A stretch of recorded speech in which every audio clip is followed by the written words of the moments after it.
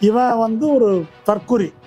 இவன் வந்து அங்கே ரெண்டு பெரிய அடாவடியாக பேசுகிறான். தந்தி டிவி விவாதத்தில் இந்த மாணவர் சங்கம் எஸ்எஃப்ஐனுடைய ஒரு நிர்வாகி அவர் ஒரு கருத்து சொல்லியிருக்கார். அந்த பள்ளி மாணவிகள்கிட்ட போய் நேராக பேசினதாகவும், அந்த அவர் ஆற்றிய உரை இருக்கு இல்லையா, அந்த உரையில் அந்த பள்ளி மாணவிகள்கிட்ட இவர் இப்படி பேசியிருக்கார்.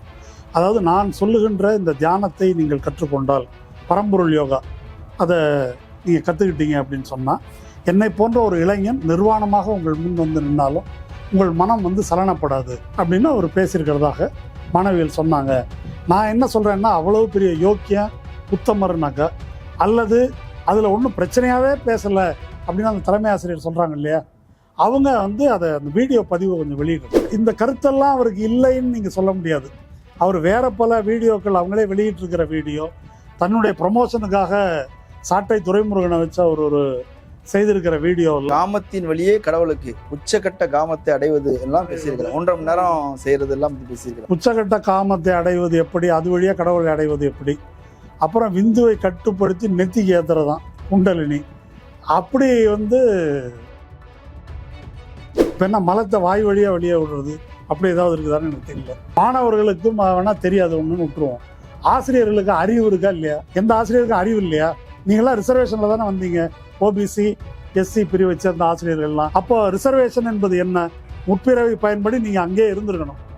ரிசர்வேஷன் என்பது தலையீடு. கடவுள் விதித்த விதியில் தலையிட்டு உங்களையெல்லாம் வந்து அசிங்கப்பட வேண்டிய ஆட்களை, அடிமைகளாக இருக்க வேண்டிய ஆட்களை படிக்க வச்சு தப்பு அப்படின்னு அவன் சொல்கிறான். அதை நீங்கள் கேட்டுட்டு இருக்கிறீங்க. அந்த ஒரு ஆளுக்கு தான் சொரணை வந்துருக்கு. கூட இருக்கிற ஒரு வாத்தியாரை திட்டினாக்கா அதுக்கு இவங்களுக்கு சொரணை வரல. தலைமை ஆசிரியரை டிரான்ஸ்ஃபர் பண்ண உடனே கும்பலாக வந்து நிற்கிறாங்க. இது என்ன கேவலம் இது? அந்த அரசமைப்பு சட்டத்தின் அடிப்படையில் தான் ஒடுக்கப்பட்ட சாதிகளை சேர்ந்தவர்கள்லாம் வாத்தியார் வேலைக்கு வந்திருக்கிறாங்க, மாணவர்களும் படிக்கிறதுக்கு வந்திருக்கிறாங்க. அதை கேள்விக்குள்ளாக்கி தான் அந்த தற்குறி பேசுகிறாங்க. அதை கேட்குற அறிவு இந்த ஆசிரியர்களுக்கு இல்லை. அதை மையப்படுத்தி விவாதங்களும் நடக்கவில்லை என்பது ரொம்ப. இப்படி பேசுகிற யோக்கியம் எவனாவது எடுத்துக்காட்டணும். இப்போ பேசி கொண்டிருப்பது என்ன? 7 பிறவி இருக்கா இல்லையா, முற்பிறவி பிற்பிறவி, அந்த கதையை விட்டுருவோம். அவன் பேசுனது என்னங்க? இன்னைக்கு நீ வந்து அழகா இல்லைன்னா, இன்னைக்கு நீ ஏழ்மையில் இருக்கிறன்னா, இன்னைக்கு நீ கீழ் ஜாதியில் பிறந்திருக்கிறன்னா, இன்னைக்கு நீ மாற்றுத்திறனாளியா இருக்கிறன்னா, அது காரணம் போன ஜென்மத்தில் நீ பண்ண பாவம். அரண்சை நண்பர்களுக்கு வணக்கம். அரண்சை ஊடகம் சுயேட்சையாக இயங்குவதற்காகவே உருவாக்கப்பட்டது. நாம் செய்கிற வேலை உண்மையிலேயே மக்களுக்காக செய்கிறோம் என்பதை நீங்கள் நம்பினால், வாய்ப்பு இருந்தால் இந்த ரேசர் பே QR கோடுக்குள்ளே நீங்கள் வந்து அதை ஸ்கேன் பண்ணி எங்களுக்கு உங்களால் இயன்றதை, விருப்பம் இருந்தால் ஆதரவு தெரிவிக்கலாம். அரண்சை நேயர்களுக்கு வணக்கம். நான் மத நெறிவலகன். இன்றைய நமது சிறப்பு விருந்தினர் இடதுசாரி செயல்பாட்டாளர் தோழர் மருதீன் அவர்கள். நிறைய விஷயங்கள் விவாதிக்க இருக்கிறோம், அவரை வரவேற்கலாம். வணக்கம் தோழர். வணக்கம். அசோக் நகர் பள்ளி, சைதாப்பேட்டை மாடல் ஸ்கூல் ரெண்டுலேயுமே வந்து பரம்பொருள் மகாவிஷ்ணு அப்படின்னு ஒருத்தர் வந்து பேசிட்டு போய் பெரிய சர்ச்சை. இப்போ அவரை அரெஸ்ட் பண்ணியிருக்கிறாங்க. ஒரு தீவிரவாதியை போல அவரை வந்து கைது பண்ணிட்டு போயிட்டாங்க, ரகசியமாக கூட்டு போயிட்டாங்க, எல்லாம் விமர்சனங்கள் வந்திருக்குது.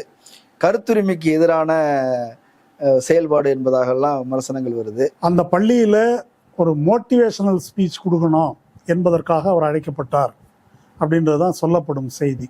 பேசியதாக உள்ளதில் அவர் வெளியிட்ட கிளிப்பிங், அந்த கிளிப்பிங்கில் பார்வைத்திறன் குறைபாடுள்ள ஒரு மாற்றுத்திறனாளி ஆசிரியர் அவரை வந்து ஒரு மடக்கிறாரு, தெனாவட்டா திமிரா பேசுகிறாரு. அவர் கேட்ட கேள்விக்கு, இங்கே வந்து இது மாதிரி மத பிரச்சார கருத்துக்கள் பேசக்கூடாதுன்ற கேள்விக்கு, ஆன்மீகம்னா என்ன உங்களுக்கு தெரியுமா, சிஓவோட நீ பெரிய அறிவாளியா, மற்ற மைக்க கொடுங்க, உங்கள் பேர் என்ன, உங்கள் பேர் என்ன அப்படின்னு கேட்குறாரு. அவர் மாற்றுத்திறனாளி என்று தெரிந்து பேசுகிறார். மாற்றுத்திறனாளி எப்போ தலையிட்டார் அப்படின்னாக்கா, பல்வேறு வகையான துன்பங்கள், அதாவது ஊனமுற்று பிறப்பதிலிருந்து தொடங்கி வீடு இல்லாமல், வசதி இல்லாமல், ஏழ்மையில் இருப்பது வரையிலான எல்லா துன்பங்களுக்கும் காரணம் முற்பிறவியில் நீங்கள் செய்த பாவம். அந்த பாவத்தின் விளைவாக தான் கடவுள் எல்லாரையும் சமமாக படைக்கல, அதனால் உங்களுக்கு வேண்டியது தான், அதை ஒன்றும் பண்ண முடியாது என்று அவர் பேசும்போது தான் இந்த கேள்வியை வந்து அவர் எழுப்புறார். இப்போ அவர் அப்படி பேசும்போது அதில் 2 விஷயம் இருக்குது. ஒன்று, அவர் பேசுவது அறிவுக்கு முரணானது, சமத்துவ கருத்துக்கு எதிரானது, அறிவியலுக்கு எதிரானது. 2வது, மிக முக்கியமாக அவரை குறிப்பாக நேரடியாக புண்படுத்தக்கூடியது. அந்த மாற்றுத்திறனாளி ஆசிரியர் சங்கர் இருக்கிறார் இல்லையா, அவருடைய குடும்பம், அவருடைய இது பற்றி கார்த்திகை செல்வன் ஒரு முயற்சி பண்ணியிருந்தார். அவருக்கு பார்வைத்திறன் குறைபாடு, இன்னொரு சகோதரருக்கு பார்வைத்திறன் குறைபாடு, இன்னொருத்தருக்கு செவி திறன் குறைபாடு, இந்த மாதிரி பிரச்சனைகள்லாம் இருக்குது. இதில் கஷ்டப்பட்டு படித்த ஒரு பிஹெச்டி வாங்கியிருக்காரு, பகுத்தறிவுன்ற சப்ஜெக்டில் பிஹெச்டி வாங்கியிருக்காரு. அப்போது அப்படிப்பட்ட ஒருத்தர் அப்படி கேட்கும்போது, அந்த பள்ளியின் ஆசிரியர் கேட்கும்போது, இவன் ஒரு தற்குறி, இவன் அங்கே 2 பெரிய அடாவடியாக பேசுகிறான். அதில் சட்டப்படி என்ன குற்றம் இருக்குது? அவங்க போட்டிருக்கிற செக்ஷன்லாம் நான் பார்த்தேன், பிஎன்எஸ்ல போட்டிருக்கிற செக்ஷன் பெரும்பாலும் ஆத்திரம் மூட்டி ஒரு இதுக்கு தூண்டுவது என்பதற்கான செக்ஷன்ஸ். மிக முக்கியமான செக்ஷன் என்ன அப்படின்னாக்கா, மாற்றுத்திறனாளிகளை இந்த மாதிரி குறிப்பிட்டு ஏசினால் அதை 5 ஆண்டுகள் தண்டனைக்குரிய குற்றம் 92A அதுக்கான சட்டம் 2016 போடப்பட்டது. அதன்படி தான் பேசியிருக்காங்க. அதை நான் படித்து கூட காமிக்கிறேன் உங்களுக்கு. Section 92 of the act discusses the punishment for atrocities against persons with disability. The imprisonment sanctioned under the legislation in such atrocities is 6 months, extendable up to 5 years. இது பேசினாலே போதும், வேற ஒன்றும் செய்யணுன்றது இல்லை. அதனால் தகுதியான பொருத்தமான செக்ஷனில் தான் கைது பண்ணியிருக்கிறாங்க என்பதில் எந்த ஐயமும் இல்லை. இதை விட அதிகமான தண்டனைக்கு தகுதியான நபர் தான் அந்த ஆள். ஆனால் துரதிர்ஷ்டவசமாக கெடுவாய்ப்பாக நம்ம செக்ஷன்ஸில் அது மாதிரி ஒன்றும் இல்லை. இதில் அதிகம் விவாதிக்கப்படுவது என்னன்னா, அந்த ஆன்மீகம் குறித்து விட்டுறாங்க.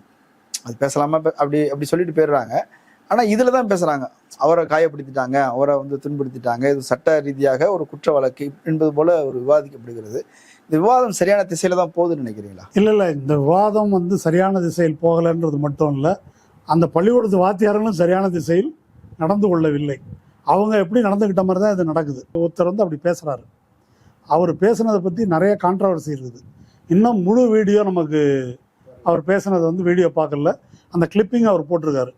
தந்தி டிவி விவாதத்தில் இந்த மாணவர் சங்கம் எஸ்எஃப்ஐனுடைய ஒரு நிர்வாகி அவர் ஒரு கருத்து சொல்லியிருக்காரு.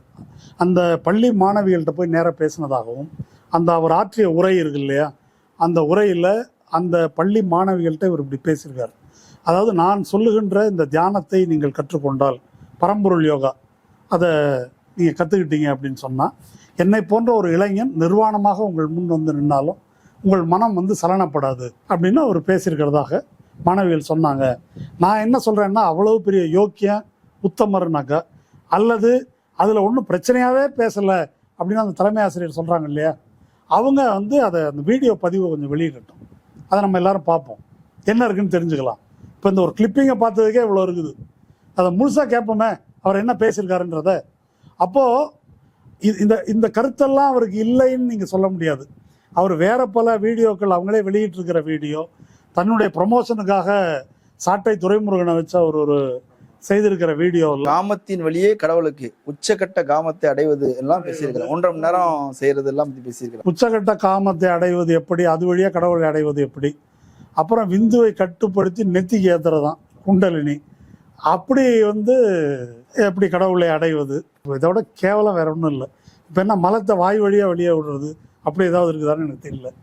இது மாதிரிலாம் பேசியிருக்கக்கூடிய கருத்தை பிரச்சாரம் செய்கிற ஒரு நபர் மாணவிகளிடம் என்ன பேசியிருப்பார்? ஏன்னா அவர் கருத்து அதுதான். அந்த இடத்துல பேசினாரா இல்லையான்றது தெரிஞ்சால் மேற்கொண்டு செக்ஷன் போடுறதுக்கு உதவியாக இருக்கும், அது வேற விஷயம். அது ஒன்று. ரெண்டாவது, இப்படி ஒரு ஆசிரியர்கிட்ட பேசும்போது அவர் எதுக்காக ஆசிரியர் சங்கர் கோவப்படுறாரு? முற்பிறவியில் செய்த தீவினை பயன்தான் இந்த பிறவியில் இதெல்லாம் வந்திருக்குது அப்படின்னு சொல்றது தானே அவர் கோவப்பட்டாரு. ஆமாம். அப்போ முற்பிறவியில் செய்த தீவினை பயன் காரணமாக அப்படின்ற பெயரில் இந்து மதத்தில் சொல்லப்படுகின்ற விஷயங்கள் என்ன? நீ இன்னைக்கு இந்த ஜாதியில் பிறந்திருக்கிற, ஏழையாக பிறந்திருக்கிற, அல்லது மாற்றுத்திறனாளியாக பிறந்திருக்கிற, இப்படி என்ன குறைபாடு உனக்கு இந்த பிறவியில் இருந்தாலும், இல்லை உனக்கு ஏழ்மை, பிள்ளை பிறக்கல, எது நோய் வந்துச்சு அப்படின்னாக்கா அதுக்கெல்லாம் காரணம் முற்பிறப்பு தான் என்பது பார்ப்பனிய மத கோட்பாடு. அந்த கோட்பாடை இங்கே பேசுகிற அப்படின்றது தான் அவர் எழுப்புற கேள்வி. அப்போ அதில் மாற்றுத்திறனாளி மட்டும் அதில் பாதிக்கப்பட்டவர்கள், அந்த ஆசிரியர்களில், மாணவர்களில் ஆக பெரும்பான்மையினர் பிற்படுத்தப்பட்ட தாழ்த்தப்பட்ட சமூகங்களை சேர்ந்தவங்களா இருப்பாங்களா இல்லையா? ஆமாம். அரசு பள்ளிகளில் பெரும்பாலும் மாணவர்களுக்கும் வேணா தெரியாது ஒன்றுன்னு விட்டுருவோம். ஆசிரியர்களுக்கு அறிவு இருக்கா இல்லையா? எந்த ஆசிரியருக்கும் அறிவு இல்லையா? நீங்களாம் ரிசர்வேஷனில் தானே வந்தீங்க, ஓபிசி எஸ்சி பிரிவை சேர்ந்த ஆசிரியர்கள்லாம். அப்போ ரிசர்வேஷன் என்பது என்ன? முற்பிறவி பயன்படி நீங்கள் அங்கே இருந்திருக்கணும். ரிசர்வேஷன் என்பது தலையீடு, கடவுள் விதித்த விதியில் தலையிட்டு உங்களை எல்லாம் வந்து அசிங்கப்பட வேண்டிய ஆட்களை, அடிமைகளாக இருக்க வேண்டிய ஆட்களை படிக்க வச்சு தப்பு அப்படின்னு அவன் சொல்கிறான். அதை நீங்கள் கேட்டுட்டு இருக்கிறீங்க. அந்த ஒரு ஆளுக்கு தான் சொரணை வந்துருக்குது. கேவலமா இல்லை? அதை விட்டுட்டு மொத்த சமூகத்தை இழிவுபடுத்தி அவன் பேசுகிறான் என்ற உணர்வு இல்லாமல் அந்த ஆசிரியர்கள் இருக்காங்க. பெண்ணாய் பிறப்பது பற்றி எத்தனை இருக்குது இதில்? பெண்ணாய் பிறக்கணும்னா என்ன? அது ஒரு இழிவான தகுதி. பெண்ணின் யோனியே இழிவானது. இழிவான யோனியில் பிறப்பது எவ்வளவு இருக்குது இதுல. பார்ப்பன அடிக்கடி இருக்குது. பார்ப்பன மத இலக்கியங்கள்ல இது எல்லாமே இருக்குது. அப்போ இது எதுவுமே தெரியாம மடுமட்டைகளா இருக்கிறாங்க. இவங்கெல்லாம் வாத்தியார். இவங்க மாணவர்களுக்கு சொல்லி கொடுக்க போறாங்க. கூட இருக்கிற ஒரு வாத்தியாரை திட்டினாக்கா அதுக்கு இவங்களுக்கு சொரணை வரல. தலைமை ஆசிரியரை டிரான்ஸ்ஃபர் பண்ண உடனே கும்பலா வந்து நிற்கிறாங்க. இது என்ன கேவலம் இது? இவங்களுடைய நிலை என்ன? இவங்களுக்கு இந்த உரிமைகளை எல்லாம் போராடி பெற்றுத்தந்த பெரியார், அம்பேத்கர் போன்றவர்களுடைய உழைப்பு, அதுக்கெல்லாம் என்ன அர்த்தம்னே எனக்கு தெரியல. அப்போது விவாதம்னு வர்றதே வந்து எப்படி இருக்குதுன்னாக்கா, குறைபாடுடையதாக, ஏதோ அவரை ஒருத்தரை இவர் திட்டாரு, ஏதோ நான் உங்களை திட்டேன் அதான் பிரச்சனைன்ற மாதிரி இருக்கு இல்லையா? நடவடிக்கையா தானே கேஸு அவ்வளோதான் போட முடியுது. ஏன்னா இந்து மதத்தை பற்றி அம்பேத்கர் என்ன சொல்லியிருக்காரு? இது ஒரு மதம் அல்ல, பீனல் கோடுன்னு சொல்லியிருக்காரு, தண்டனை சட்டம். அது உள்ள கண்டுள்ள விஷயங்கள்லாம் சரி அப்படின்னு சொன்னால் அன்டச்சபிலிட்டி ஆக்டை ரத்து பண்ணணுமா இல்லையா? ஆமாம். அன்டச்சபிலிட்டி ஆக்ட் அப்படின்றதே என்ன? அது இந்து மதத்துக்கு எதிரான சட்டம். இந்து மதம் புனிதம் என்று சொல்வதை செருப்பால் அடித்து தண்டனைக்குரியதுன்னு சொல்லக்கூடிய சட்டம் தான் அன்டச்சபிலிட்டி ஆக்ட். கான்ஸ்டியூஷன் என்பது என்ன? லிபர்ட்டி, ஈக்குவாலிட்டி, ஃப்ரெட்டர்னிட்டி, மூணுக்கும் எதிரானது தான் பார்ப்பன இந்து மதம். இது எதிர்த்து தான் வந்திருக்குது. கான்ஸ்டியூண்ட் அசம்பிளியில் அனுமந்தையான்னு சொல்லிட்டு மைசூர் சமஸ்தானத்திலேருந்து போந்த ஒரு மெம்பர், அவர் கான்ஸ்டியூஷனை பற்றி சொல்லும்போது ஒன்று சொல்கிறாரு. நான் வந்து இந்த அரசமைப்பு சட்டம் வந்து ஒரு வீணையின் இசை போல, சித்தார் இசை போல இருக்கும்னு நினச்சேன். இது வந்து வெஸ்டர்ன் பேண்டு மாதிரி இருக்குது அப்படின்னு அவர் வந்து ஒரு உருவகமாக சொல்லியிருக்காரு. அதாவது நம்ம மரபில் இல்லையா, அது மேற்கத்திய விழுமியங்கள் அடிப்படையில் இருக்குதான். ஆமாம், சட்டம் வந்து லிபர்ட்டி, ஈக்குவாலிட்டி, ஃப்ரெட்டர்னிட்டி என்பது இவர்கள் சொல்லுகின்ற இந்து மத ஒழுக்க நெறிகளுக்கு நேர் எதிரானது. அதை ரத்து செய்யும் வகையில் தான் அரசமைப்பு சட்டம் எழுதப்பட்டிருக்குது. அந்த அரசமைப்பு சட்டத்தின் அடிப்படையில் தான் ஒடுக்கப்பட்ட சாதிகளை சேர்ந்தவர்கள்லாம் வாத்தியார் வேலைக்கு வந்திருக்கிறாங்க, மாணவர்களும் படிக்கிறதுக்கு வந்திருக்கிறாங்க. அதை கேள்விக்குள்ளாக்கி தான் அந்த தற்கூரி பேசுகிறாங்க. அதை கேட்குற அறிவு இந்த ஆசிரியர்களுக்கு இல்லை. அதை மையப்படுத்தி விவாதங்களும் நடக்கவில்லை என்பது ரொம்ப வருந்தத்தக்கது. ரங்கராஜ் பாண்டே அவருடைய ஒரு காணொலியை பார்த்தேன். அவர் பேசுனால அப்படி ஒன்றும் தப்பே இல்லையே. காலங்காலமாக நம்முடைய மண்ணில் பேசப்படக்கூடியது, தமிழ் இலக்கியங்கள்ல, இந்து புராணங்கள்ல பெரும்பான்மை மக்கள் இதை பேசிக்கிட்டே தான் இருக்கிறாங்க. இதில் என்ன தவறு இருக்குது? அவருக்கு கொஞ்சம் ஊண்டிங் ஆயிடுச்சு, அதை தவிர்த்திருந்திருக்கலாம். அதை தவிர்த்து அதில் எதுவுமே தப்பு இல்லையா? அவர் சொன்னது வந்து 67,000 குருகுலங்கள் இருந்தது, அதெல்லாம் அழிஞ்சு போச்சு அப்படின்னு சொல்றதெல்லாம் ஏதாவது பொய் சொல்லியிருக்கிறாரு. எல்லாமே உண்மை தானே. எதுக்கு இப்படி போய் நீங்க இப்படி ஒவ்வொன்றிலையும் போய் நீங்க வந்து பண்ணீங்க அப்படின்னா கல்வி நிறுவனங்களே நாசமா போயிடும், அரசு பள்ளிகளே நாசமா போயிடும். ஏற்கனவே வந்து இங்கிலீஷும் வரல, தமிழும் வரல, இப்போ அறநெறி கல்வி இல்லை அப்படின்னு சொன்னா அதுவும் நாசமா போயிடும். மத்திய அரசு தலையீட்டு செய்து சரி செய்யலாம்னு முயற்சி பண்ணுறது, நீ அதுவும் விட மாட்டேன்றீங்க, விளங்காம தான் போகுதுன்னு அப்படியே மண்ணள்ளி போடுற மாதிரி பேசியிருக்கிறாரு.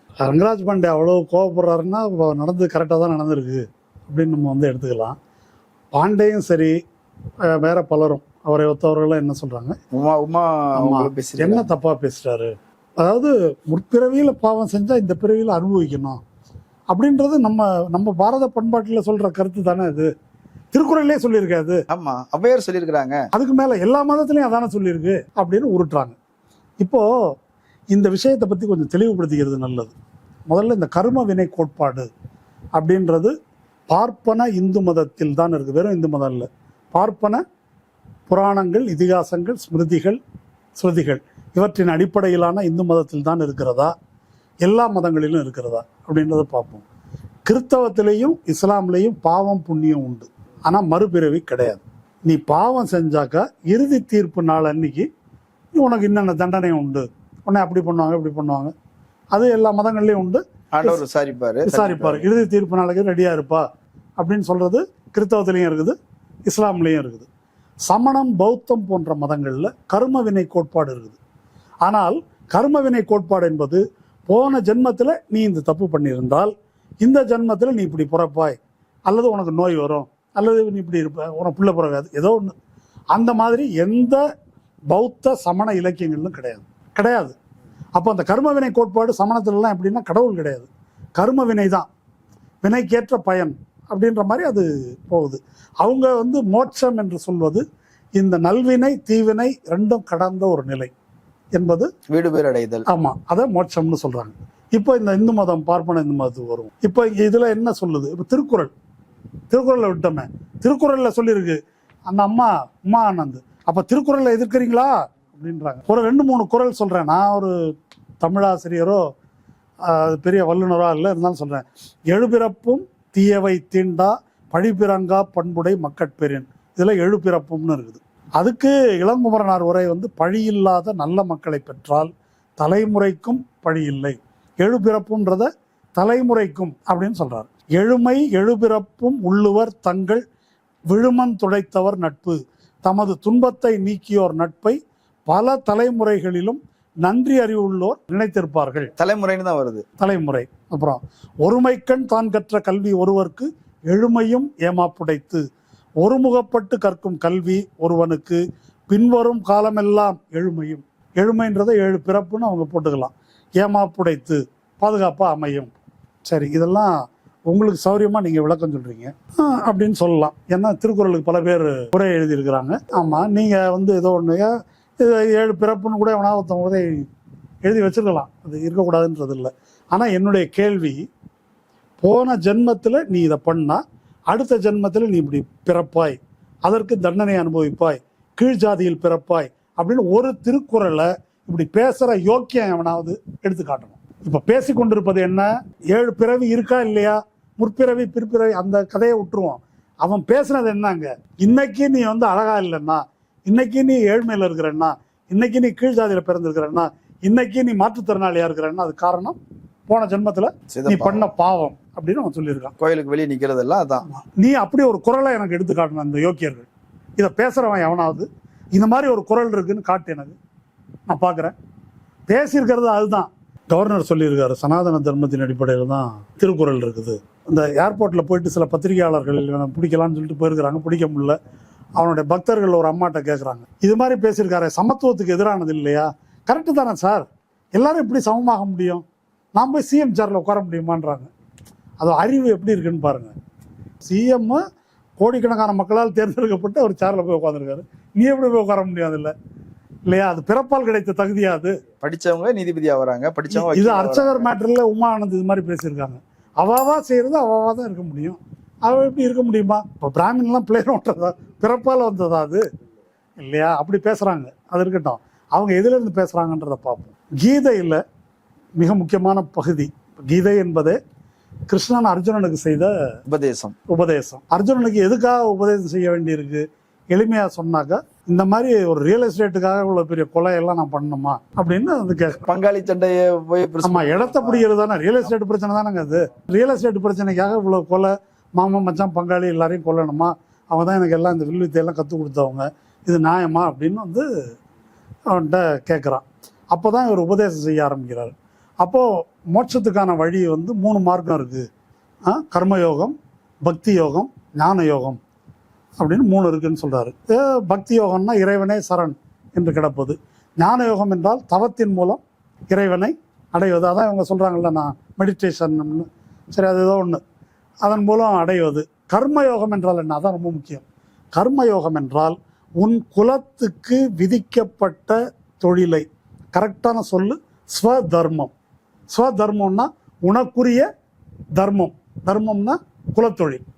உனக்குரிய தர்மத்தை பிறழாது பின்பற்றுதல். அப்படி பின்பற்றுவதன் மூலமாக இறைவனை அடைதல், ஆட்டோமேட்டிக்காக இறைவனை அடைதல். இந்த 3 இருக்குது. இப்போ உன்னுடைய நீ வந்து சத்திரியம்பா, உன்னுடைய குலதர்மம் வந்து என்ன? போர் செய்வது. அதனால் நீ உன் குலதர்மத்தை விட்டுட்டு நீ இந்த மாதிரி வேலையெல்லாம் பார்க்கக்கூடாது அப்படின்ன உடனே அவர் தான் சாய்ஸ் 3 இருக்குல்ல, நான் அந்த சாய்ஸை தொடறேன், ஞான மார்க்கத்தில் நான் போகிறேன், என்னை எது கொலை செய்ய சொல்கிறேன், நான் போய் தவம் பண்ணி அடைஞ்சிட்டு போகிறேன், அதெல்லாம் நடக்காது. இது அல்லது அது கிடையாது. எவனா இருந்தாலும் குல தர்மத்தை கடைபிடித்தாகணும், பகவானே சொல்றார். ஆமா, அப்போ வந்து கர்மயோகம் பிளஸ் ஞான யோகம், கர்மயோகம் பிளஸ் பக்தி யோகம் தானே தவிர பேக்கேஜ் தான், தனியா கிடையாது. நான் சொல்றது தப்புன்னா சாப்டர் 2ல இருக்குதா இல்லையான்னு பாரு, எடுத்து பாரு. அப்போ நீ வந்து இதை செஞ்சுதான் ஆகணும். அது எப்படி கொலை பண்றது? அதுக்கப்புறம் தான் அதுக்கு ஒரு தத்துவம் சொல்றாரு. அது என்ன? நீயா கொல்ற? கண்ணாசன் தான் எழுதியிருக்காரு, கொல்பவன் கண்ணன் ஒன்று இருக்கு இல்லையா, கொல்லப்படுவதும் கண்ணன். அதுல சொல்ற கருத்து ரொம்ப ஆபத்தானது. இதை பத்தி நிறைய ஆய்வாளர்கள் எழுதியிருக்கிறாங்க. உலகத்திலேயே இவ்வளவு கேவலமான ஒரு மத கோட்பாடு எங்கேயும் கிடையாது, எங்கேயுமே கிடையாது.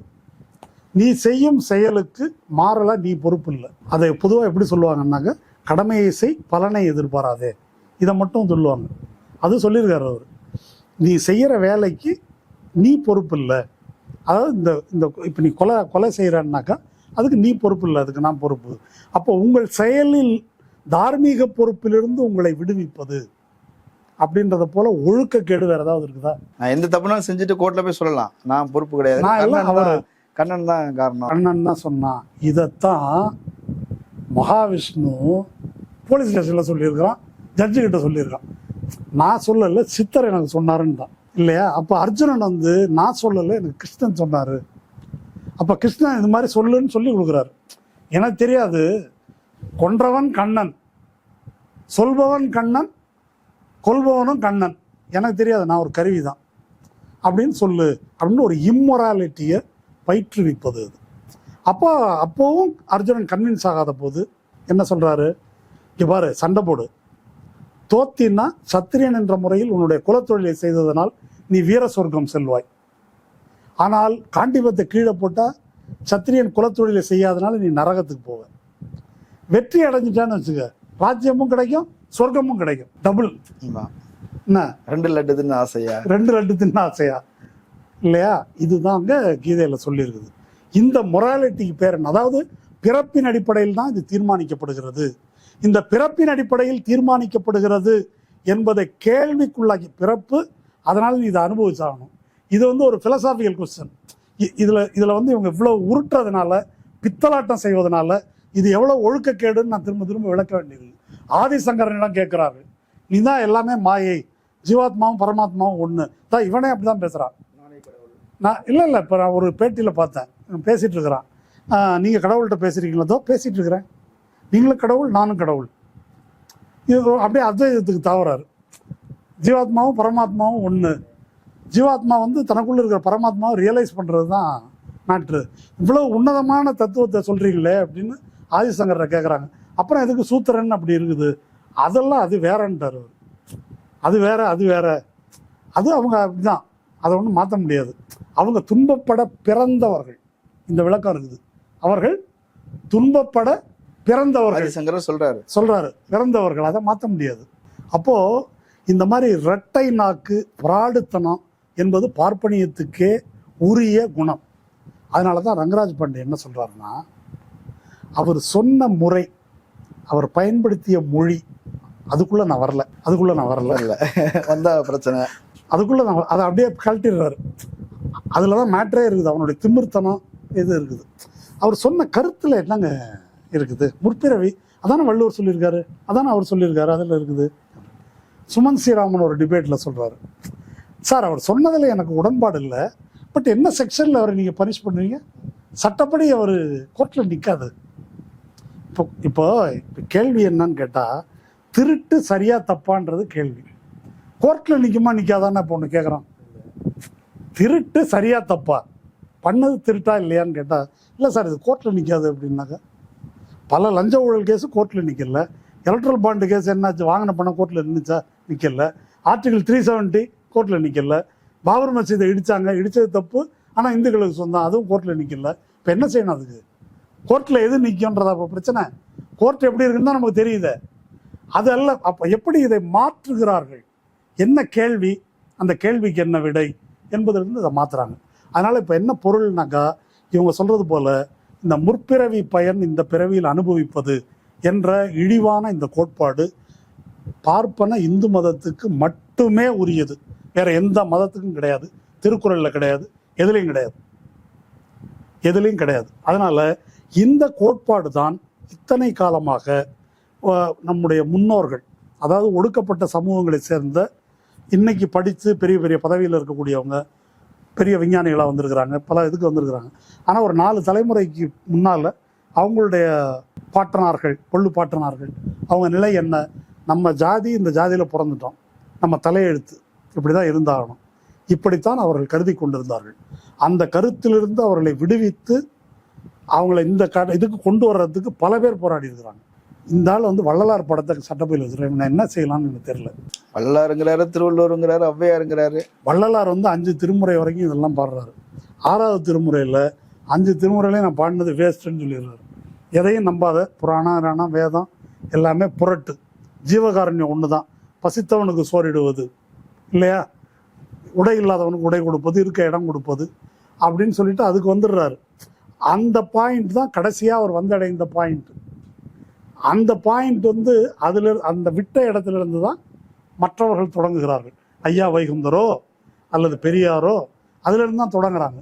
அப்போ இந்த ஃப்ராடு பார்ப்பனிய மரபு இருக்கு இல்லையா, அதிலிருந்து துண்டித்து கொண்டு தான் இது வந்து வருது. அதே போல் நீங்கள் பக்தி இலக்கியத்துக்கு போனால், அது கபீராக இருக்கட்டும், ராமானுஜராக இருக்கட்டும், இது மாதிரி யாரை நீங்கள் பக்தி இலக்கியத்தில் எடுத்துக்கிட்டாலும் அவங்க வந்து இறைவனை சரணாகதி அடைந்தவர்கள். என்ன குலமாக இருந்தாலும் எனக்கு கவலை இல்லை, அதான் லிங்காயத்து, கவலை இல்லை, அவர்கள் வந்து இறைவனை அடையலாம் அப்படின்றது அவங்க. அது கிடையாது அப்படின்றது தான் பார்ப்பனிய கோட்பாடு. என்ன குலமாக இருந்தாலும் போக முடியாது என்பது தான் பார்ப்பனிய கோட்பாடு.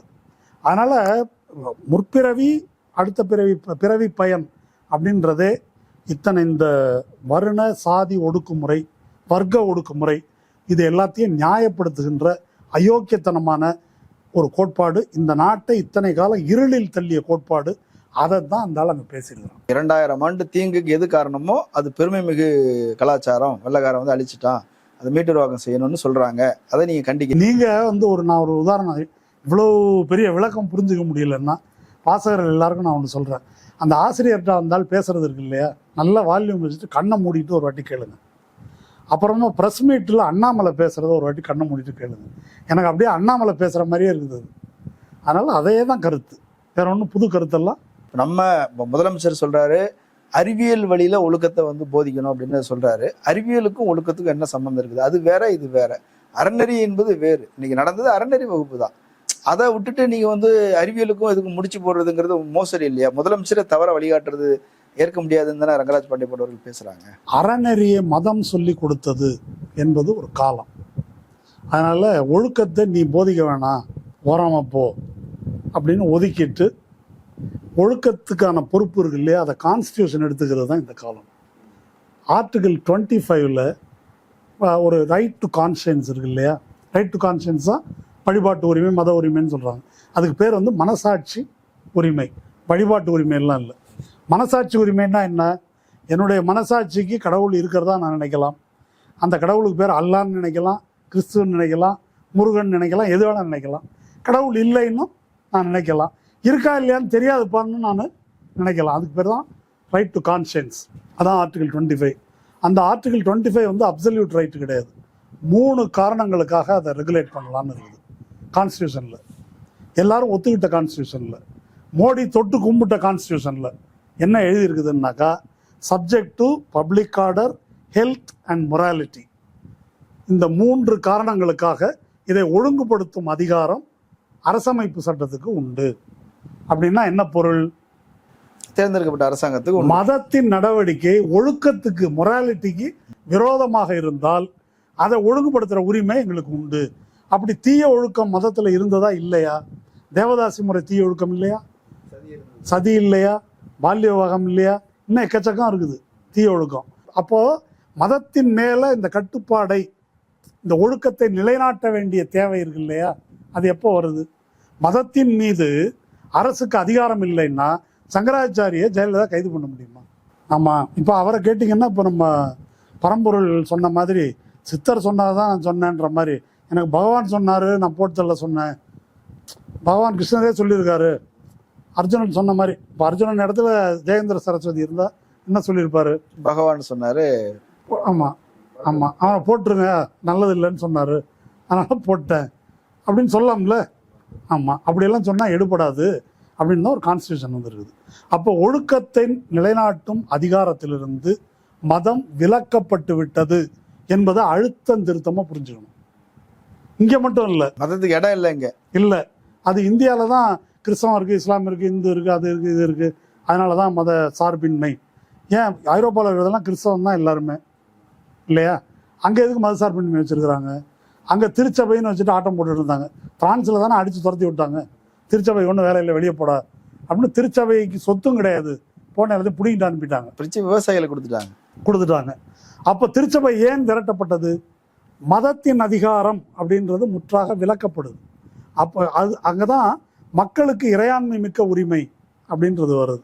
ஏன்னா எல்லா மதங்களுமே இந்த சுதந்திரம், சமத்துவம், சகோதரத்துவத்துக்கு எதிரானவை இல்லையா?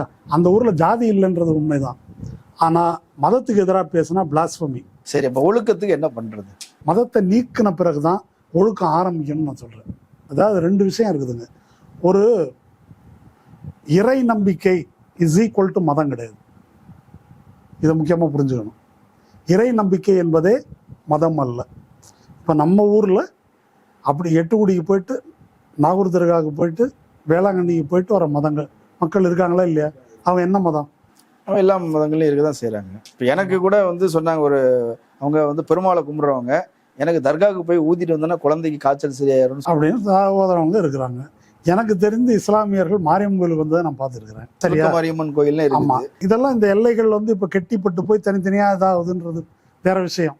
ஆனா இதெல்லாம் இருந்திருக்குது. மதம் என்ற பிரிவினை இல்லை. நான் 3 கோயிலுக்கும் போறதை எதுக்கு சொல்றேன் அப்படின்னு சொன்னா, ஏதோ நம்ம மீறிய ஒரு கடவுள் இருக்குது. இந்த கடவுள் இல்லைன்னா அந்த கடவுளை கேட்போம், அந்த கடவுள் இல்லைன்னா இந்த கடவுளை கேட்போம், எல்லாத்தையும் சொல்லி வைப்போம் அப்படின்ற முறையில தான் மக்கள் போறாங்க. முறையிட்டா ஏதாவது நடக்கும், நம்மை மீறிய ஒரு சக்தி இருக்குன்னு கருதுறாங்க. இவங்க மதம் என்பதை ஒரு நிறுவனமா வைத்துக்கொண்டு இப்படிதான் பண்ணணும், அப்படிதான் பண்ணணும், இதுல இப்படி சொல்லியிருக்கு, அப்படி சொல்லியிருக்கு, புத்தகத்துல அது இருக்கு, இதெல்லாம் இவங்க விடுற கதை.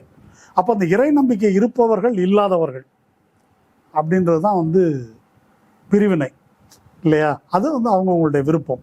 ஒழுக்கத்துக்கும் அதுக்கும் சம்மந்தம் இல்லை. ஒழுக்கம் என்பது ஒரு சமூகம், அந்த சமூகத்தினுடைய நெறிகள், அதன் வழியா அது தீர்மானிக்கப்படுது. ஒரே மாதிரியெல்லாம் ஒழுக்கம் இருக்கிறது இல்லை. சாலையில எப்படி போகணும், இடது பக்கமா போகணுங்கிறது கூட ஒழுக்கம் தான் இல்லையா? அது கூட ஒழுக்கம் தான். 8 மணிக்கு ஸ்கூலுக்கு வரணும், இத்தனை மணிக்கு இந்த சப்ஜெக்ட் நடத்தணுங்கிறதெல்லாம், ஆசிரியர்கள் எத்தனை மணிக்கு வரணும், அவங்களுடைய கடமைகள் எல்லாமே ஒழுக்கத்துல இப்போ மதம் ஒழுக்கத்தை நிலைநாட்டுதுன்னு சொன்னாக்கா, மனுஸ்மிருதி உள்ளிட்ட தர்ம சாத்திரங்களில் சொல்லியிருக்கிற ஒழுக்கத்தை பார்ப்பனர்களே பின்பற்ற தயாரா? இப்போ கடல் தாண்டி போறது இருக்கட்டும், மொட்டை அடிக்கிறது, பெண்ணை எப்படி நடத்தணும், வேலைக்கு போகக்கூடாது, என்ன தொழில் நீ செய்யணும், இதெல்லாம் செய்யறது தயாரா இவங்க?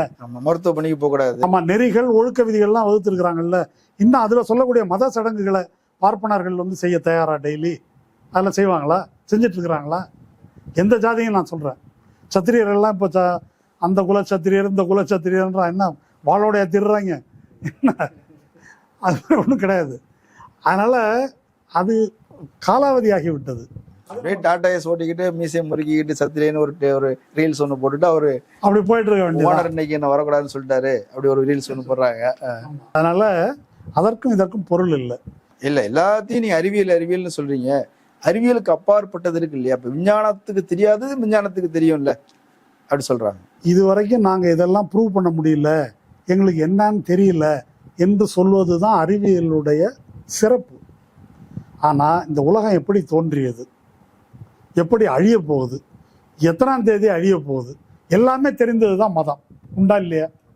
ஆமா, அவங்களதான் எல்லாமே தெரியும் அப்படின்றவங்க எங்களுக்கு இது வரைக்கும் தான் தெரியுது, இது தெரியாது, இனிமே தான் கண்டுபிடிக்கணும் என்று தன்னடக்கத்தோடு சொல்லுகின்ற அறிவியலை பார்த்து கேலி செய்கிறாங்க. இந்த அறிவியலின் எல்லா இதையும் பயன்படுத்திக்கிறானுங்க. இதோட வெக்கங்கட்ட மானங்கட்ட கும்பலை வேற எங்கேயும் நம்ம பார்க்க முடியாது. இந்த முற்பிறவின்னு சொல்றான், ஆஸ்பத்திரி போகாம இருக்கிறானா? பாபா ராம்தேவ் பண்ணார்ல. பாபா ராம்தேவ் இருக்கட்டும். இந்த சாமியார்கள் எல்லாரும் செய்யற முக்கியமான வேலை, உங்கள் புலன்களின் மீது உங்களுக்கு இருக்கிற நம்பிக்கை இருக்கு இல்லையா, அதை காலி பண்றது. இதுக்கு அப்பாற்பட்ட ஒண்ணு. இந்த மெடிடேஷன்ல எல்லாம் அண்ணாண்டா ஏதோ காட்டுறேன் அப்படின்றதுதான் இவங்க செவ்வாய் கிரகத்துக்கெல்லாம் கூட்டு போறாங்கன்றாங்க அப்படின்றதான் அவங்க சொல்றது. ஓகே, இப்போ நம்ம இளையராஜா கூட கேட்டிருக்காரு, யார் நீ என்பதை எந்த அறிவை கொண்டு நீ சொல்லுகிறாய் அப்படின்னு ஒரு நிருபரை கேட்பார். அவன் மென்டலாகி என்ன பதில் சொல்லணும்னு தெரியாது. இப்போ 5 புலன்களுக்கு அப்பாற்பட்ட ஒன்று இருக்குது அப்படின்னு என்ன சாமியார்னு வச்சுங்க நான் சொல்றேன்னாக்கா, நான் எதை வச்சுங்க சொல்றேன்? அதை இந்த மூளையை வச்சு தான் சொல்றேன். உங்களுக்கு மூளைக்கு அப்பாற்பட்டு ஒன்று இருக்குது அப்படின்னு நான் சொல்றதை எதை வச்சு சொல்றேன்? உங்க மூளையை வச்சு தான் சொல்றேன். அப்போ இந்த ஆன்மீகவாதிகள் என்ன விரும்புகிறார்கள்னா, உங்க யாருக்கும் மூளை இருக்கக்கூடாதுன்னு விரும்புறாங்க. அவனுக்கு மட்டும்தான் மூளை இருக்கணும், உங்கள் யாருக்கும் மூளை. இது புரியுது இல்லையா? பக்தர்களுக்கு மரமண்டைகளா இருக்கணும், அறிவு இருக்கக்கூடாது. இவனை பாட்டு உருட்டுவானுங்க, மூளைக்கு அப்பாற்பட்ட ஒன்று இருக்குது, மூளைக்கு அப்பாற்பட்டு எதுவும் கிடையாது. இந்த ஐம்புலன்களால் என்ன அறிகிறோமோ அதுதான் அறிகிறோம். அந்த அறிவில் குறைபாடு இருக்கலாம், அதை மென்மேலும் நம்ம வந்து ஆராய்ந்து கண்டுபிடிச்சு அறிகிறோம். இப்போ நம்மளால சொல்லியிருக்காருல, சித்தர் எனக்கு சொன்னார், இது உண்மையிலேயே இப்போ மோசஸ் வந்து 10 கமாண்ட்மெண்ட்ஸ் இருக்குது. இந்த மாதிரி பலர் வந்து உண்மையான பக்தர்கள், நான் சொல்கிறது ஃப்ராடு பயலில் சொல்ல, இவன் மாதிரி மோசஸோ இன்னும் யாரும் என் முன்னால் கடவுள் தோன்றினாருமாங்க சொல்கிறாங்களா இல்லையா? அவங்களுக்கு எப்படி இது நிகழ்கிறது அப்படின்றத பற்றி நம்ம ஊரை சேர்ந்த ஒரு விஞ்ஞானி, அவர் இப்போ யூஎஸில் இருக்கார், அவர் பேர் விஎஸ் ராமச்சந்திரன், விலையனூர் எஸ் ராமச்சந்திரன் அப்படின்னு பேர். அவர் வந்து ஒரு ஆய்வு வந்து பண்ணியிருக்கார். மூளையில் கடவுள் எந்த இடத்துல இருக்கிறார், நம்ம வந்து கடவுள் தூணிலும் இருப்பார் துரும்பிலும் இருப்பார்னு கேள்விப்பட்டிருக்கோம், அதெல்லாம் இருக்கட்டும், எங்கும் இருக்கக்கூடியவர் அப்படின்னு சொல்லிட்டோம். மூளையில் எங்கே இருக்கிறார் என்பதை பற்றி தான் அவர் ஆராய்ச்சி பண்ணியிருக்காரு. மூளையில் வலதுபுறமும் இடதுபுறமும் இந்த இடம் இருக்குல்ல, இதுக்கு பேர் டெம்பரல் லோப்னு பேர்.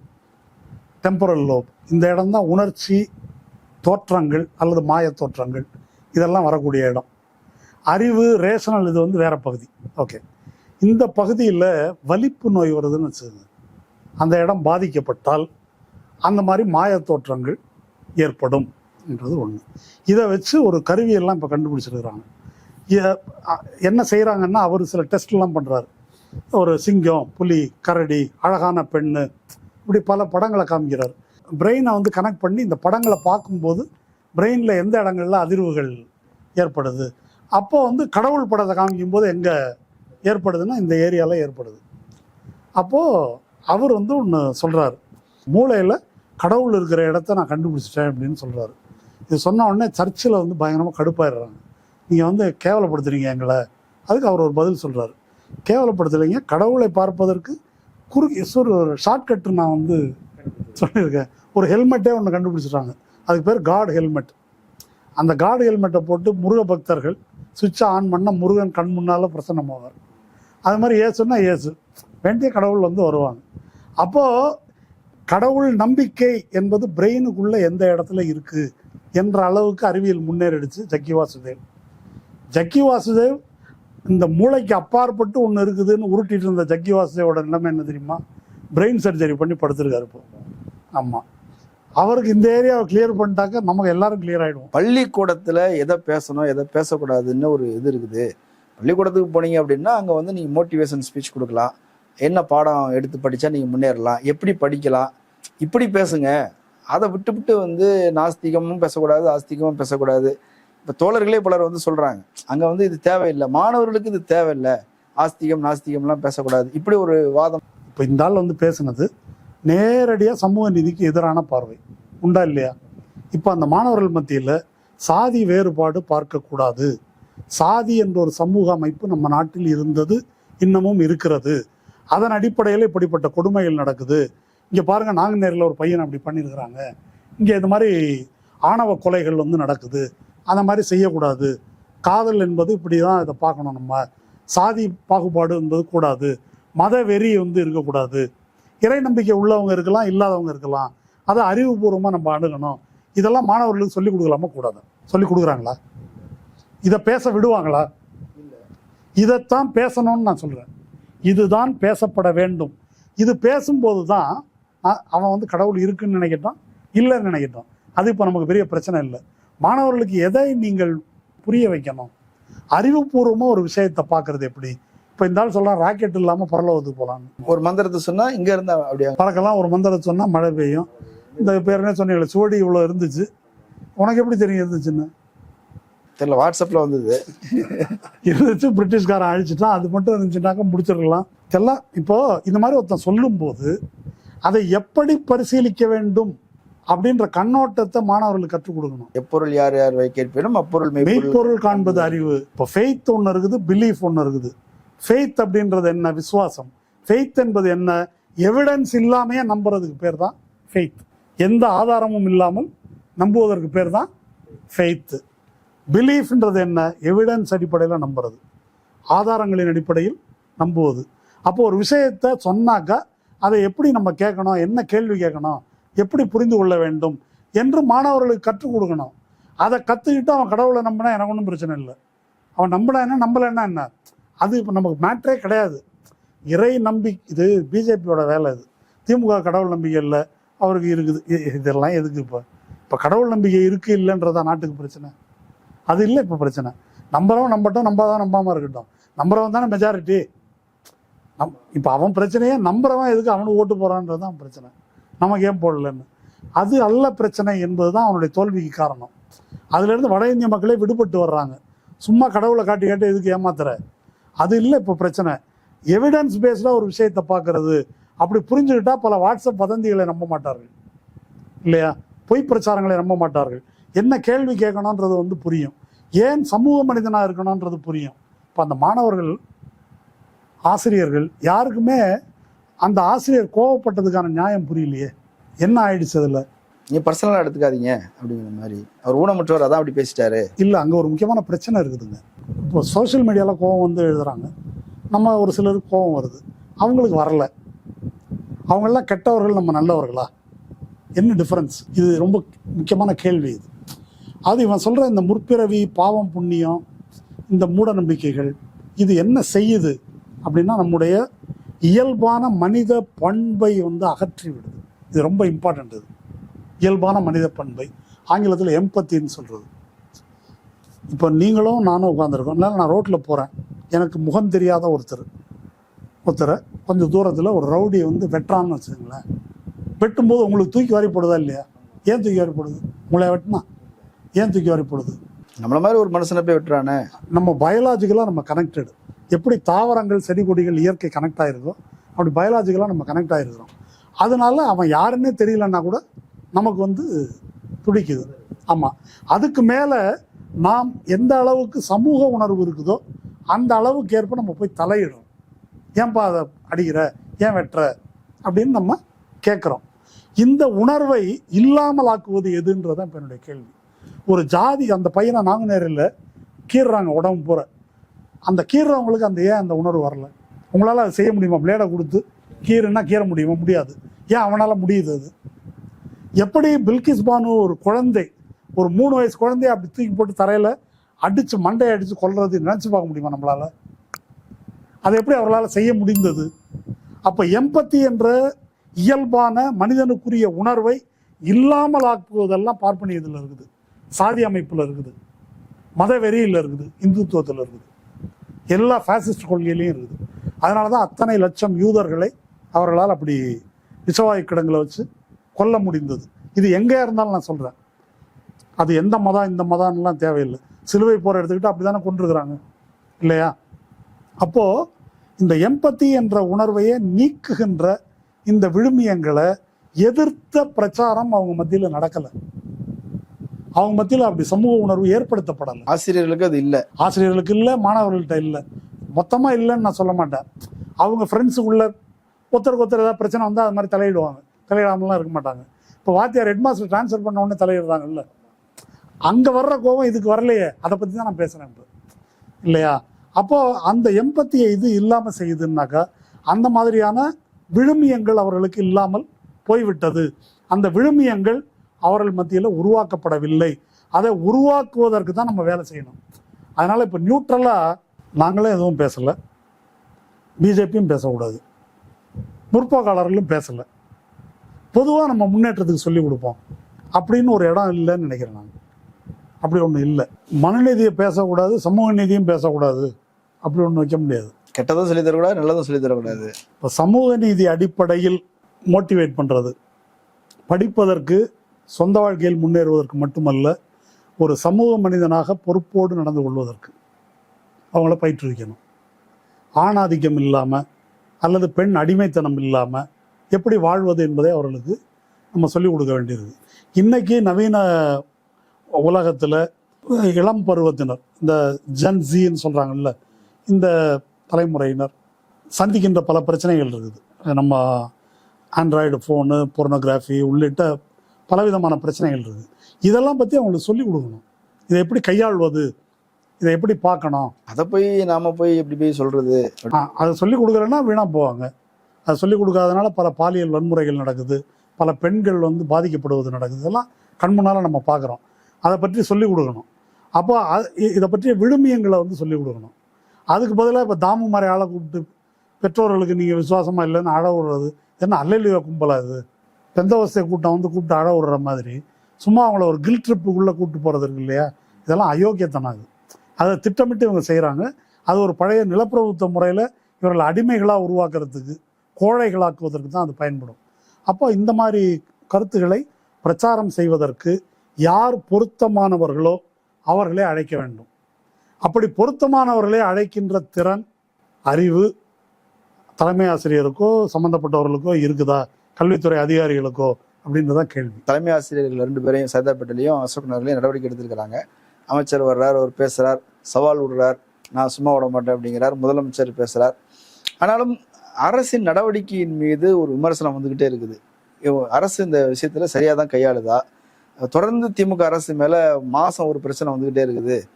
இதெல்லாம் தவிர்த்திருக்க வேண்டிய விஷயங்கள், சாதாரண விஷயங்கள், இதை கூட செய்யாமல் போகிறாங்களேங்கிற மாதிரியான விமர்சனங்கள்லாம் வருது. மணி போன்றவர்கள் அவங்க வந்து இதுவே எடப்பாடி கவர்மெண்ட்டுக்கு எதிராக பேசியிருந்திருந்தா இந்நேரம் எடப்பாடியே வந்து ராஜினாமா செய் அப்படின்னு சொல்லியிருந்திருப்பாங்க. ஆனால் இப்போ ஏதோ இந்த பிரச்சனை வந்து திமுக வர்சஸ் பிஜேபி பிரச்சனை மாதிரி பேசிட்டு இருக்கிறாங்க. எங்கே ஏடிஎம்கே, எங்கே பிஎம்கே, எங்கே அப்படிலாம் பேசுகிறாங்க. ஒரு ஒரு ஒரு இந்த விஷயங்கள் குறித்து இப்போ கலவையாக ஒரு குழப்பமான ஒரு விவாதம் போகுது இல்லையா? எப்படி பார்க்குறீங்க? இந்த மகாவிஷ்ணுவை யார் கூப்பிட்டாங்க? இவங்க அந்த எச்எம் பேசும்போது என்ன சொன்னாங்க? பள்ளி மேலாண்மை குழுன்னாங்க. பள்ளி மேலாண்மை குழுவில் இருந்து வந்து எங்களுக்கு இதுக்கு சம்மந்தம் கிடையாது. இந்த குழுவில் வந்து முன்னாள் மாணவர்கள் சிலர் இருக்காங்க, அவங்க சில பேர் சொல்லியிருக்கலாம்னு அந்த பள்ளி மேலாண்மை குழு தலைமை ஒரு பெண் வந்து மீடியாவில் வந்து அவங்க சொல்லியிருக்கிறாங்க. இல்லை எச்எம்மா, இல்லை இவர் வந்து பேசும்போது சிஇஓவோட உனக்கு அறிவு இருக்கான்னு கேட்குறாரு. அப்போ சிஇஓவா யார்? இந்த விஷயம் நமக்கு தெரியாது. அல்லது 1 லட்ச ரூபாய் இன்னும் இருந்தாலும் பணம் கொடுத்ததா சொல்கிறாங்க, அறிவிச்சதா. அந்த 1 லட்ச ரூபாய்க்கு மயங்கி இவனை கூப்பிட்டாங்களா? ஏன்னா இந்த ஆள் வந்து இப்படி காசை கொடுத்து தன்னை ப்ரமோட் பண்ணிக்கக்கூடிய ஒரு நபர் தான் அப்படின்றது தெரியுது. அவனுடைய ஹிஸ்ட்ரின்றது தனியாக இருக்குது. ஏதோ சிட் ஃபண்டு மோசடியில் ஈடுபட்டவன்லாம் அவனுக்கு கூட வேலை பார்க்குறது.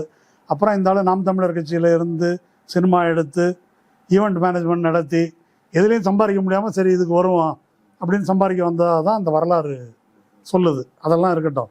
அதனால் இப்படி பணத்தை கொடுத்து வந்து அரசு பள்ளிகளுக்கு பணத்தை கொடுத்தா உள்ளே பூந்துடலாம் அப்படின்னு சொல்லி நன்கொடைக்காக தானே அலையிறாங்க அவங்க. அதனால் அப்படி இருக்குமா அப்படின்றது விசாரித்து நம்ம கண்டுபிடிப்போம். பட் லார்ஜர் இஷ்யூ என்ன, இது எப்படி இதில் குற்றம் சாட்டுபவர்கள் அரசு என்ன செய்கிறது, அது கடைசியாக வரேன் நான்.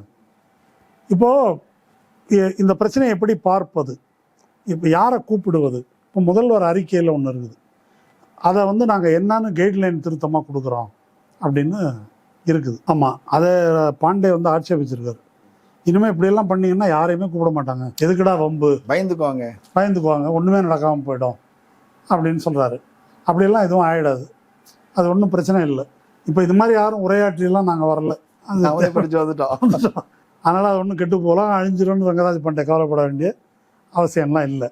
அப்போ அந்த வழிகாட்டுதல் வரணும் அப்படின்றது தான் முக்கியம். அந்த வழிகாட்டுதலில் திருத்தமாக இந்த விஷயங்கள் சொல்லப்படணும். என்ன வழிகாட்டுதல்? நான் வந்து சிலது இந்த மாதிரி பள்ளிகள் அப்படின்னு நடத்துகிறாங்க, 38 மாதிரி பள்ளி. அதில் சில சிஸ்டம் உருவாக்கியிருக்காங்க.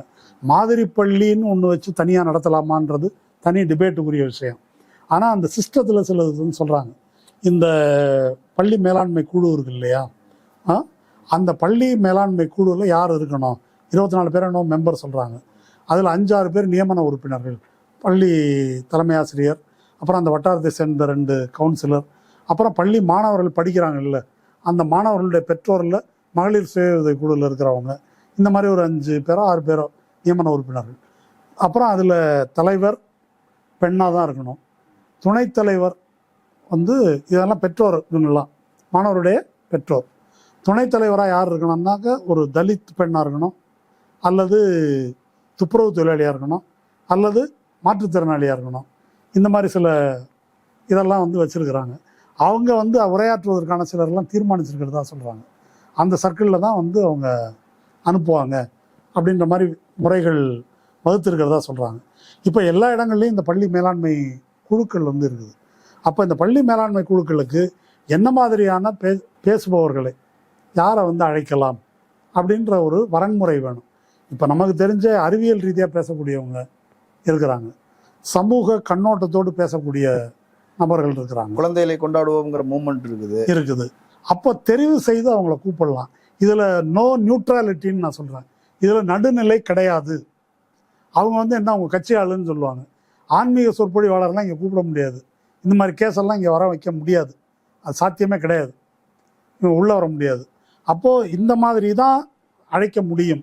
அந்த மாதிரி உள்ளவர்களை பட்டியலிட்டு அந்த மாதிரி உள்ள ஆட்களை என்னென்ன இஷ்யூஸ் பேசணும் என்று பட்டியலிட்டு அந்த இஷ்யூஸை வந்து பேச வைக்கலாம்.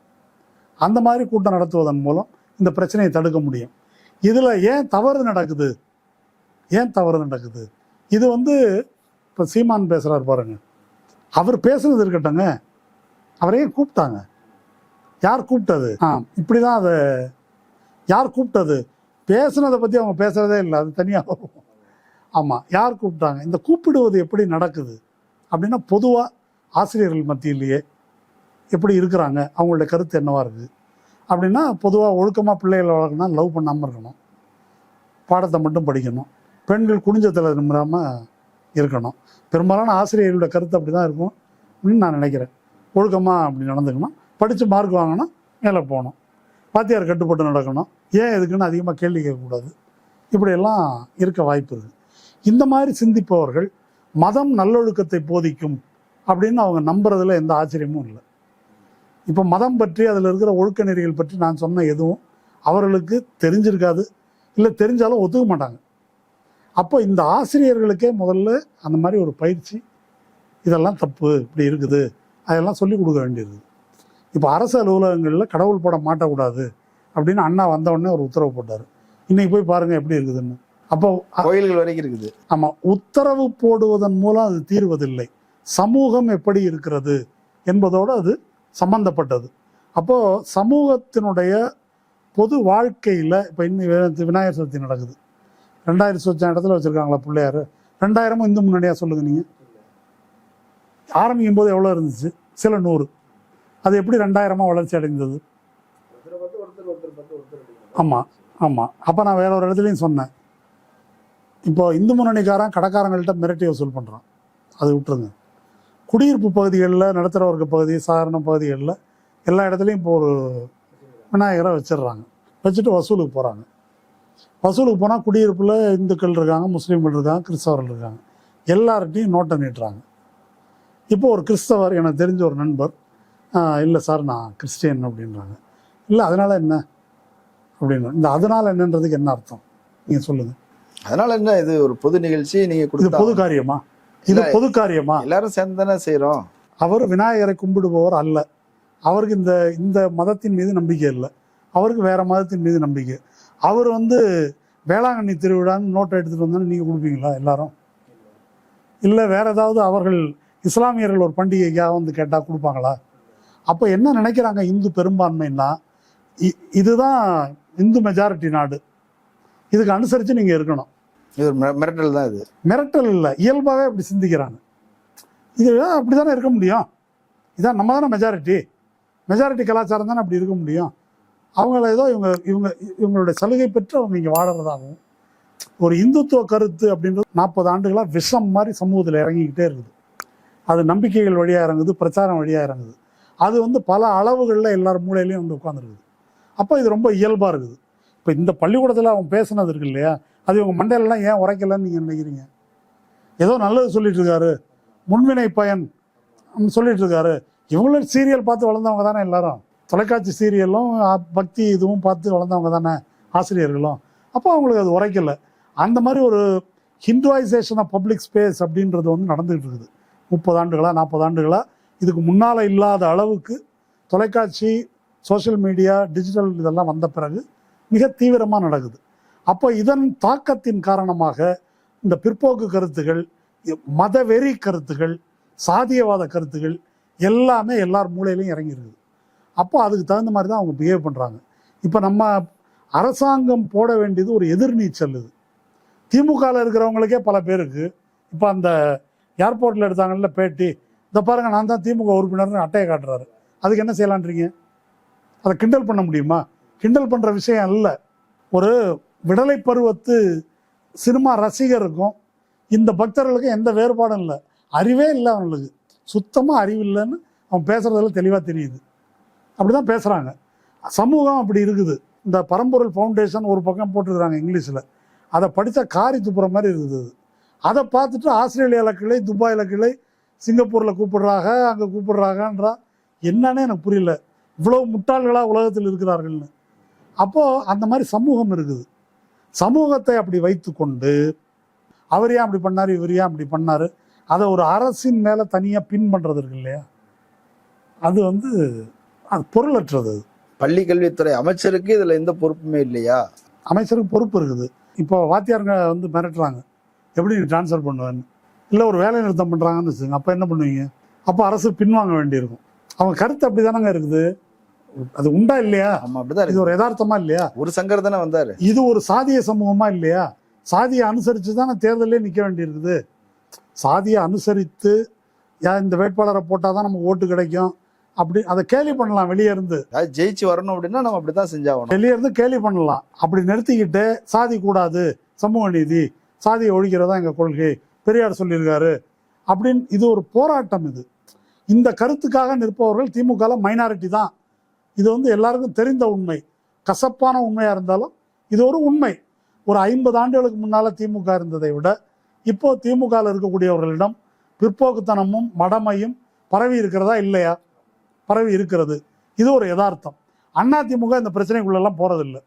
நம்ம எடப்பாடி கண்டிச்சிருக்காரு பாருங்க, சூப்பரா ஒரு லைன்ல. சர்ச்சைக்குரிய அந்த நபரை எதுக்கு உள்ள விட்டீங்க? அது என்ன சர்ச்சைப்பா? அந்த சர்ச்சையில உன் கருத்து என்ன சொல்லியிருக்காரு அவரு? அவருக்கு தெரியாது இல்லைங்க. முன்னாடி கூட நீங்க மணி அதிமுக பேச விடலையே, அவரை தான் பேச விட்டாங்களே, என்ன பேசினாரு? என்னமோ அவரை கூப்பிடலன்னு இவர் குறைப்படுறாரு. இவர் எடப்பாடிகிட்ட போய் அறிவொளி விட்டுட்டோம், ஐயா இதை வச்சு நீ அரசியல் பண்ணலாம், என்னங்க இப்படி விட்டுட்டு இருக்கீங்க அப்படின்னு இவர் போய் எடப்பாடி சொல்லட்டும். எடப்பாடிகிட்ட மைக்க கொடுத்தா பேச மாட்டேன்றாரு. சீமானை கேட்டால் பிரச்சனையே பேச மாட்டேன்றாரு. எப்படி உள்ள விட்டீங்க, எப்படி உள்ள விட்டீங்க அப்படின்றது மட்டும் கேட்டுட்டு அவனை மட்டும் ஏன் சொல்றீங்க? உள்ள விட்டவங்கள கேளுங்க. அவன் நீ இதை கேளு, அதை பத்தி என்ன சொல்ற நீ? அப்போ இது சமூகம் இப்படி இருக்கிறது. திராவிட முன்னேற்ற கழகம் கட்சியும் அப்படி இருக்கிறது. இதற்கு தாண்டி தான் இதற்கு எதிரான போராட்டத்தை நடத்தணும். நீங்கள் ஏங்க அன்பில் மகேஷ் பொய்யாமொழி அவர் இந்த ஆளை கூட்டின்னு வரல. அவர்கிட்ட ஏதோ ஒரு திருவருட்பால் இதை பாடமாக வையின்னு ஃபோட்டோ எடுத்துருக்கிறார், கோரிக்கை வைக்கிறதுக்காக போயிருக்கிறா. அப்படி மந்திரிகிட்ட ஃபோட்டோ எடுத்துருக்கிறான். இந்த மாதிரி ஆளுங்க யாரோடையும் போய் ஃபோட்டோ எடுப்பாங்க இல்லையா? அது அந்த ரெட்டி மாதிரி தான் இவங்கெல்லாம். பிஜேபியில் இருந்தார்ல அண்ணாமலை பிரசாத் ரெட்டி, அமர் பிரசாத் ரெட்டி மாதிரி ஆளுங்க அங்கங்கே போய் ஃபோட்டோ எடுத்துகிட்டு வருவாங்க. மந்திரிகள் தான் உஷாராக இருக்கணும், யார் இவனை கூட்டின்னு வந்தது, இப்போயாவது விசாரிக்கணும், அதை இப்படி ஆளெலாம் யார் கூட்டின்னு வந்தது அப்படின்னு பார்க்கணும். அது ஒரு பக்கம் இருக்கட்டும். இது அன்பில் மகேஷ் இப்போ வந்தார், போய் பேசினார், ஆசிரியருக்கு ஒரு சால்வையை போட்டார், அவரை பாராட்டி பேசினார். அந்த பக்கம் தான் நான் நிற்கிறேன் அப்படின்னாரு, கேஸை போட்டிருக்கிறாங்க. சரி, இது வரைக்கும் இருக்கட்டும், ஓகே. அதுக்கு மேலே அங்கே சேகர் பாபு பழனியில் மாநாடு நடத்துகிறாரு. அவர் ஒரு காவி துணியோடையே சுற்றுறாரு, சாமியார் மாதிரி. 365 நாள் சபரிமலை போகிற மாதிரி சுற்றுறாரு. அவர் உண்டா இல்லையா? ஆமாம். அந்த தோற்றத்துக்கு ஒரு மெசேஜ் இருக்கா இல்லையா? அவர் கோயிலுக்கு போகிறது அவர் பிரச்சனை. அவர் ஒரு கான்ஸ்டியூஷனல் போஸ்டில் இருக்கிற ஒரு மந்திரி. இந்த நாட்டில் பள்ளிக்கூடத்தில் படிக்கக்கூடிய ஒரு முஸ்லீம் பெண் ஹிஜாப் போட்டு வர முடியல. கர்நாடகாவில் தடை விதிக்கிறாங்க. சுப்ரீம் கோர்ட்டுக்கு போகுது. 2 நீதிபதி, ஒரு நீதிபதி என்ன சொல்கிறாரு, ஹிஜாப் போட்டு வர்றது சமத்துவத்துக்கு எதிரானதுன்றார். இன்னொருத்தர், ஐயா அது தனிநபர் உரிமை, அந்த பெண் அதை போட்டு வரலன்னா படிக்கவே விட மாட்டானுங்க, அதை கெடுக்காதன்னு இன்னொரு நீதிபதி சொல்கிறாரு. ஆளுக்கு ஒன்று சொன்னதுனால முடிவு வர முடியல, லார்ஜர் பெஞ்ச் விசாரிக்கணும்னு போட்டாங்க. பாம்பே ஹைகோர்ட்டில் ஒரு கேஸு, இன்னொரு பள்ளிக்கூடத்தில் அதே மாதிரி சொல்கிறாங்க. ஹைகோர்ட் ஆமாம் ஹிஜாப் போடக்கூடாது. ஏன் போடக்கூடாது அப்படின்னா அது மதசார்பின்மைக்கு எதிரானது. ஒரு பள்ளிக்கூடத்தில் படிக்க வர்ற ஹைகோர்ட்டுன்றது ஒரு கான்ஸ்டியூஷனல் கோர்ட்டு, சுப்ரீம் கோர்ட்டு ஒரு கான்ஸ்டியூஷனல் கோர்ட்டு. அதில் ஒரு நீதிபதி அப்படி சொல்கிறாரு, இன்னொரு நீதிபதி இது மதசார்பின்மைக்கு எதிரானது ஹிஜாப் போட்டு வர்றது அப்படின்றாரு. எந்த நீதிபதியும் பொட்டு வச்சுட்டு வர்றது மதசார்பின்மைக்கு எதிரானதுன்னு சொன்னாங்களா? காவி கட்டிட்டு வர்றது சொன்னாங்களா? சரி, அது முஸ்லீம் பெண்ணை விட்டுருங்க. இவர் கான்ஸ்டியூஷனல் போஸ்டில் இருக்கிற ஒரு அமைச்சர். நீங்கள் அறநிலைத்துறை அமைச்சராக இருங்க, நீங்கள் பக்திமானாக இருங்க, கோயிலுக்கு போங்க, யாருக்கும் பிரச்சனை இல்லை. ஆனால் இப்படி ஒரு தோற்றத்திலேயே தெரியுறீங்க. அறநிலைத்துறை சார்பாக மாநாடு நடத்துறீங்க, அங்கே சாமியே சரணம் ஐயப்பான்னு மேடையில் பாடினா நீங்களும் சேர்ந்து பாடுறீங்க. அந்த தீர்மானத்தை அப்படி போடுறீங்க. அதை கண்டிச்சா அடுத்தது நான் அம்மன் மாநாடு நடத்துவேன்றீங்க. எனக்கு என்ன ஆச்சரியம்னா, ரிசைன் அன்பில் மகேஷ்னு ட்ரெண்ட் பண்ணாங்க, ரிசைன் சேகர் பாபுன்னு ட்ரெண்ட் பண்ணல திமுகறாங்க. ஏன்னா அது இப்போ மணி சொன்னாருன்றீங்க.